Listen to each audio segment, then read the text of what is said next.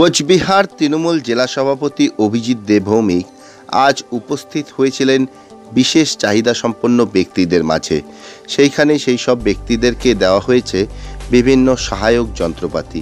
আজ এই উদ্যোগ গ্রহণ করা হয় কোচবিহার দক্ষিণ বিধানসভা কেন্দ্রের ভোগদাবাড়ি কিশোরী বাড়িতে 7 মাইলের রিহ্যাবিলিটেশন সেন্টারে, এবং সেইখানে দেখা যায় তৃণমূল জেলা সভাপতি সেই সব বিশেষ চাহিদা সম্পন্ন মানুষদের হাতে গোলাপ ফুল দিচ্ছেন এবং তাদের উৎসাহ বর্ধন করছেন।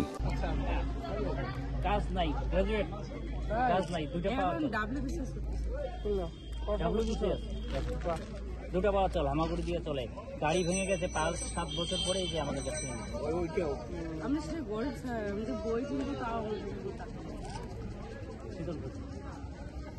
বইয়ের নাম সিলেক্ট করে আমাকে পাঠাও, বই কিনবা।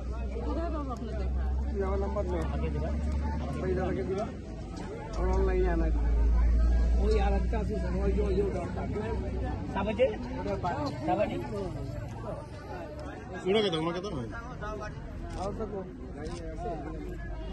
ওরা পাচ্ছিলেন না। যে সংস্থাটাকে দায়িত্ব দেওয়া হয়েছে কেন্দ্রীয় সরকারের তরফ থেকে, সেই সংস্থাটাকে ভাড়া করে আনা হয়েছে হাওড়ার উলুবেড়িয়া থেকে। এটা আমাদের কাছে দুঃখের বিষয়, ক্ষোভের বিষয়।